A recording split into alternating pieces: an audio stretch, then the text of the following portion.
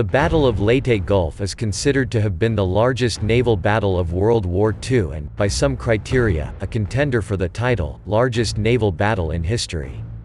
With over 200,000 naval personnel involved. It was fought in waters near the Philippine islands of Leyte, Samar, and Luzon, from the 23rd to the 26th of October 1944. Combined American and Australian forces fought the Imperial Japanese Navy. As part of the invasion of Leyte, the battle aimed to isolate Japan from the countries it had occupied in Southeast Asia, which were a vital source of industrial and oil supplies. By the time of the battle, Japan had fewer capital ships. In other words, aircraft carriers and battleships left than the Allied forces had total aircraft carriers, underscoring the disparity in force strength at this point in the war. Regardless, the IJN mobilized nearly all of its remaining major naval vessels in an attempt to defeat the Allied invasion. It was repulsed by the U.S. Navy's 3rd and 7th Fleets. The battle consisted of 4 main separate engagements: the Battle of the Sibuyan Sea, the Battle of Surigao Strait, the Battle off Cape Engano, and the Battle off Samar. This was the first battle in which Japanese aircraft carried out organized kamikaze attacks, and the last naval battle between battleships in history. The Japanese Navy suffered heavy losses and never sailed in comparable force thereafter. Stranded for lack of fuel in their bases for the rest of the war, and were therefore unable to effect the successful Allied invasion of Leyte.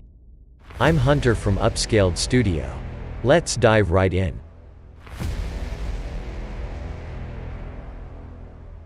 The Japanese had been waiting long for the Allies to get out on a limb and cut off that limb. From the north, the south and the west, the Imperial Japanese forces converged with 3 powerful battle groups to perform the surgery at Leyte Gulf. The entirety remaining naval strength of Japan is mustered for one final supreme battle.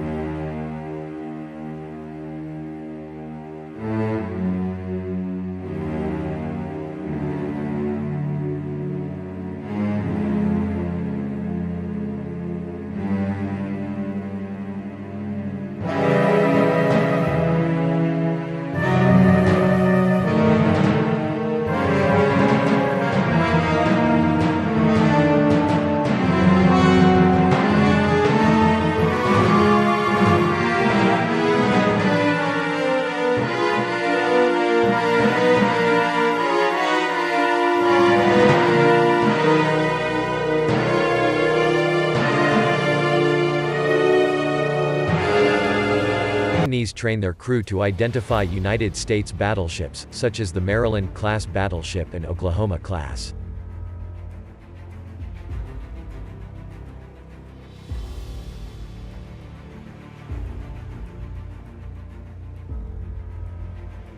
Three days after the Allied landings at Leyte, the Americans discover part of the converging Japanese Navy a little after midnight on the 23rd of October. The captain makes visual contact about 30,000 yards away. The pair moved quickly in pursuit of the ships. Several hours passed as the subs try and gain a position on Kurita's formation. At 5:24 a.m., Darter fires a salvo of 6 torpedoes, at least 4 of them hit Kurita's flagship, the heavy cruiser Atago. 10 minutes later, Darter makes 2 hits on Atago's sister ship, the Takao. Both ships quickly sink beneath the waves. The Atago sinks so quickly that Kurita was forced to swim for his life. On October 24, the submarines continue the pursuit, but the Darter runs aground on the Bombay Shoal. The crew abandoned the sub and is rescued by the Dace. Then they send the enemy's coordinates and speed to command. Darter is lost, but the Americans are alerted. Intelligence from the subs are analyzed above the flagship. The Third Fleet prepare their moves in what is about to become the greatest naval battle in history. Halsey sends out his patrol planes to pinpoint the enemy. On October 24, Halsey prepared his forces to engage. Halsey's scouts find the Japanese Central Force in the Sibuyan Sea heading east to the San Bernardino Strait. The Japanese force is planning to head through the strait and then set a southerly course to Leyte. This will soon become a fatal error for the Japanese.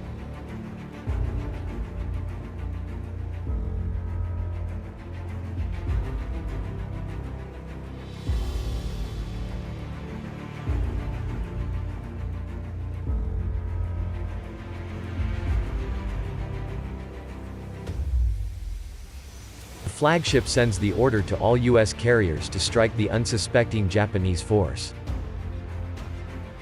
The battle group consisted of one large carrier, the USS Intrepid, and two light carriers. The Japanese at this time do not have any way to counter the U.S. attack planes directly in air-to-air dogfights. Their naval air power supremacy that stroked the crippling blow to the naval base at Pearl Harbor has but all been destroyed in the subsequent battles.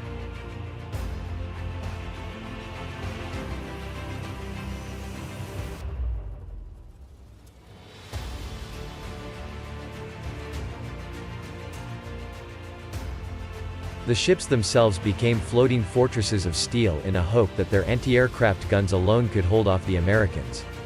The sailors prepared to put up a wall of fire on the U.S. strike force.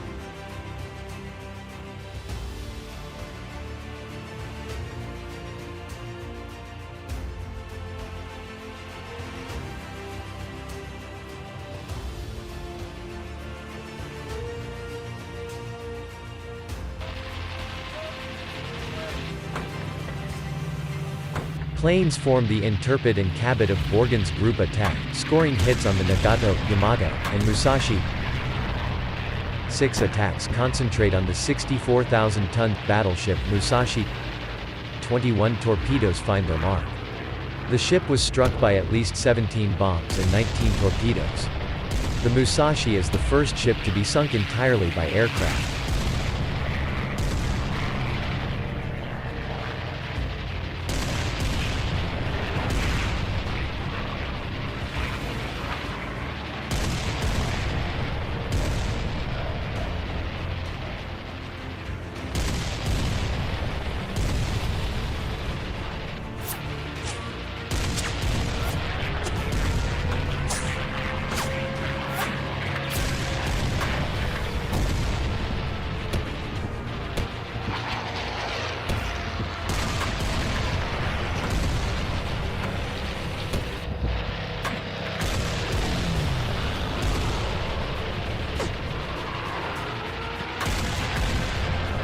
The Japanese forces retreat wounded but not destroyed.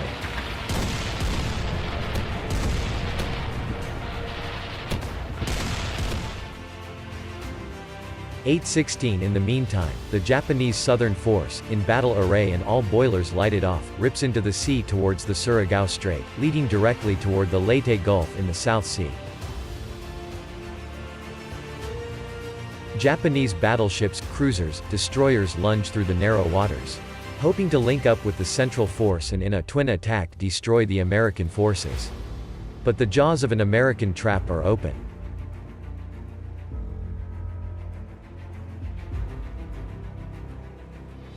American sailors, already alerted of the Japanese presence, race to put a stop in the bottleneck of the Surigao Strait. Admiral Thomas Kincaid sends PT boats, destroyers, cruisers and battleships.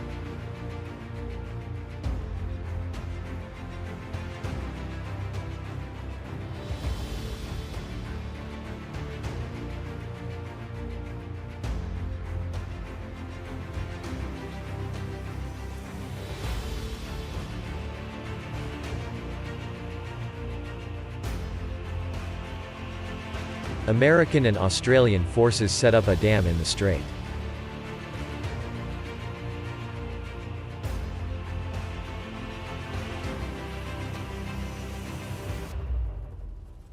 Their positions are taken along the strait. PT boats are patrolling the southern end of the strait, using their advantage of speed and maneuverability against heavily armored ships. In the form of the battle line, they are ready as first contact in the battle.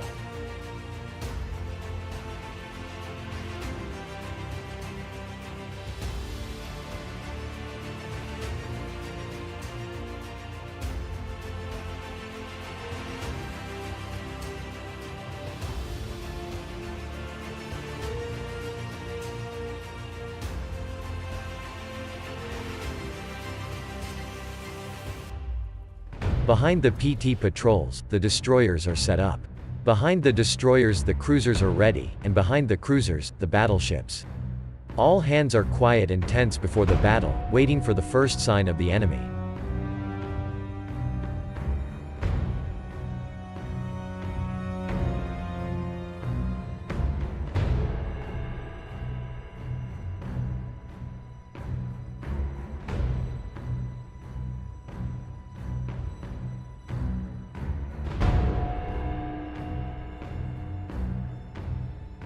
The Japanese hurl themselves headlong into the dark, into the American trap. At midnight, October 24, Japanese detects the American forces. Searchlights then light up the dark night. The Battle of Surigao Strait begins. The PT sailors attack with torpedoes to throw the Japanese forces off.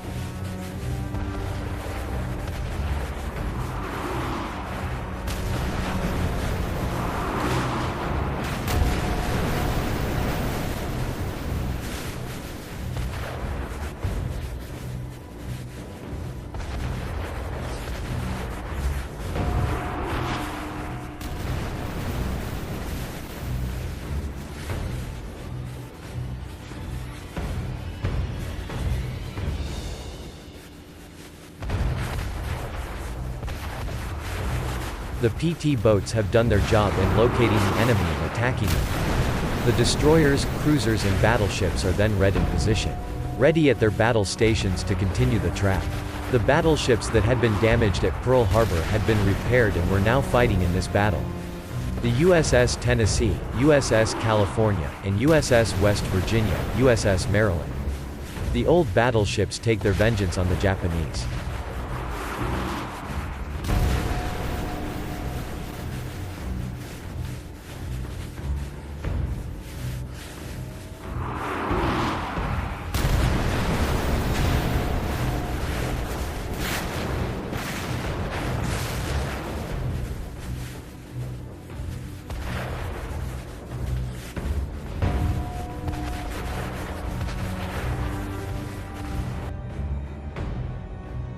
After the battle, the debris from the battle litters Surigao Strait. More than 5,000 Japanese sailors are either missing, wounded or dead. The survivors who are left floating on the debris refuse to be rescued. The Japanese southern force is destroyed.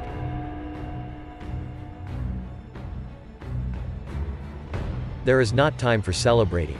To the north, the San Bernardino Strait is still unguarded in an open waterway to Leyte Gulf. The Japanese Central Group is cruising through here at 20 knots. This is the force that turned back from the submarine attack.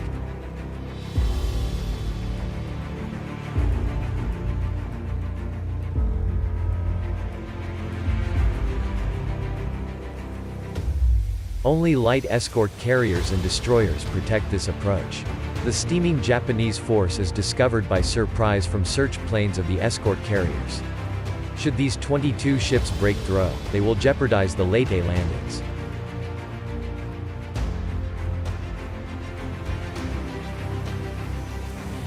Orders go out to the thin line of destroyers, attack, hit the cruisers and block the battleships.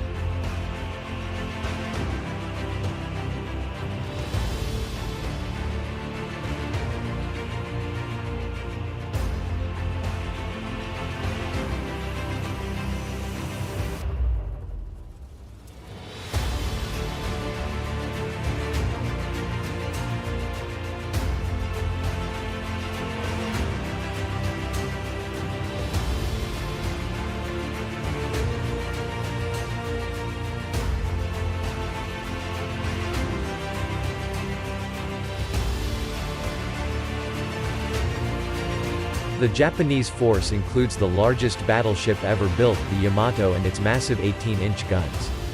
The Yamato opens fire on the U.S. Navy.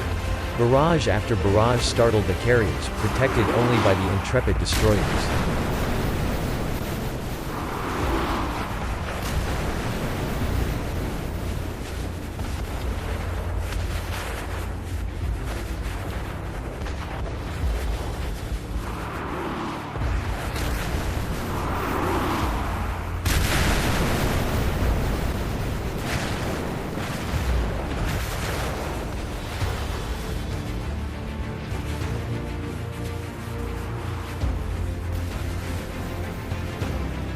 The destroyers lay a screen of smoke between them and the carriers and then move in to deploy a torpedo attack.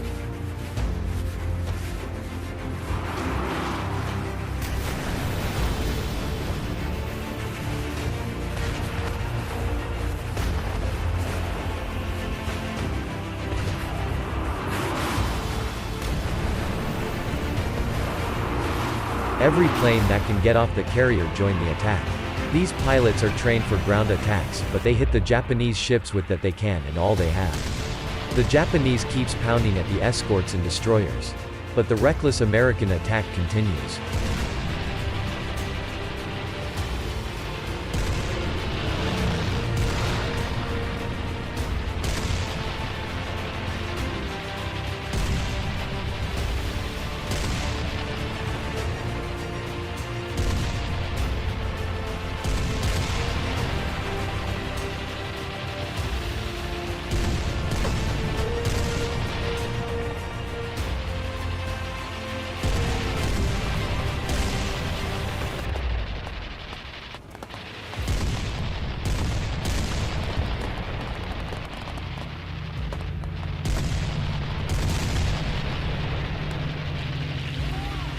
Suddenly, the Japanese make an incredible decision.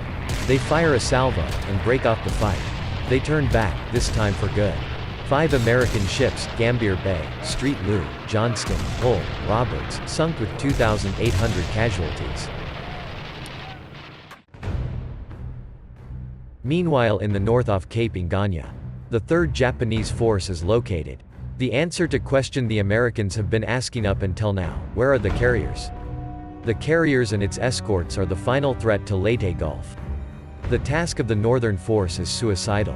The original mission of this force was to decoy the American ships out of Leyte while the other groups drive the Americans off of Leyte. The Japanese are hopelessly outclassed.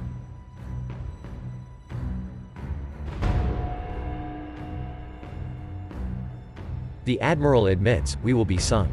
That is our mission."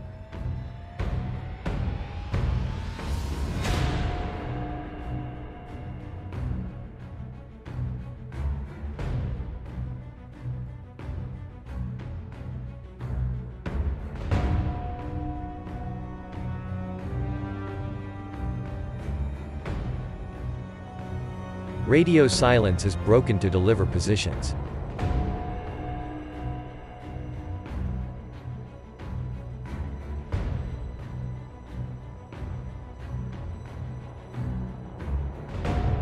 The dummy messages are intercepted.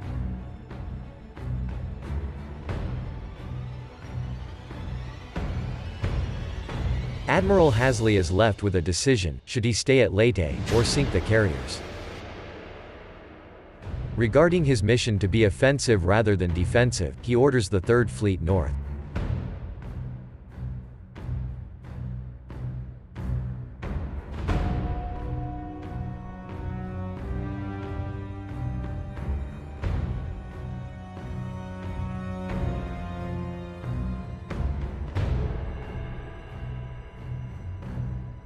The first strike consists of 55 torpedo planes, 60 fighters and 65 dive bombers.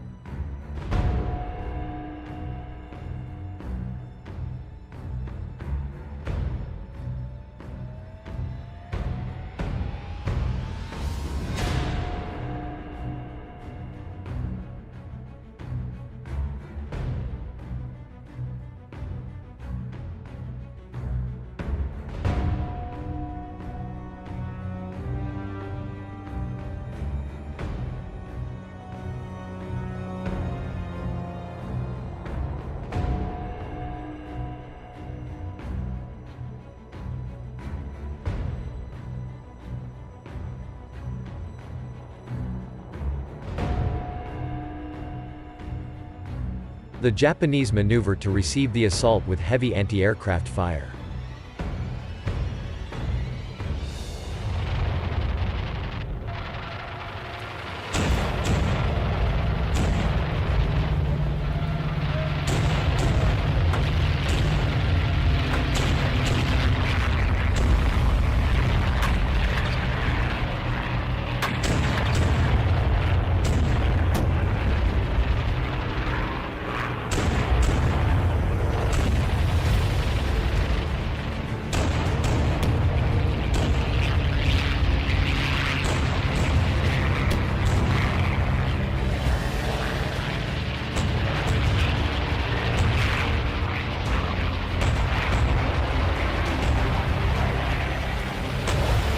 Japanese land-based bombers set course to attack Admiral Hasley's ships.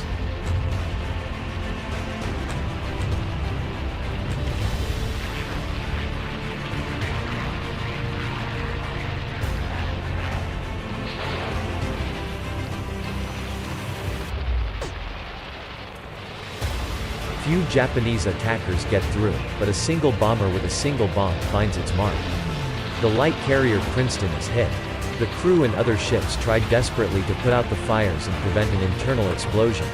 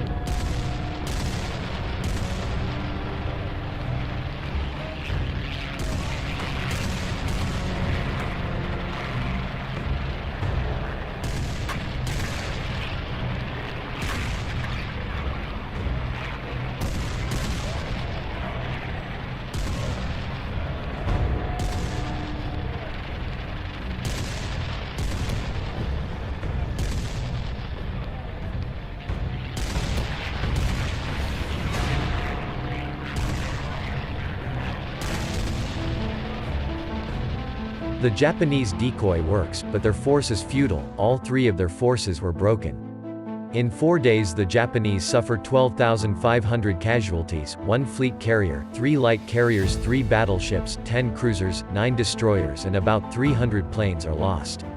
In an instant the Japanese cease becoming a naval power. That dream is over. The once magnificent imperial fleet is no more. It dies in Leyte Gulf. In total, the U.S. suffers 3,000 casualties, 1 light carrier, 2 escort carriers, 2 destroyers, 1 destroyer escort sunk, 200 plus planes are lost.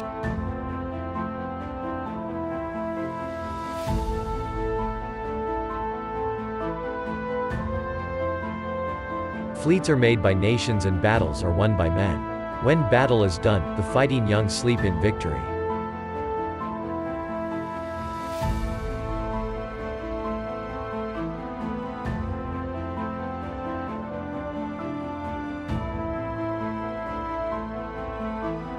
If you liked what you saw, smash the like button and hit subscribe with notifications. This is Hunter from Upscaled Studio, signing off.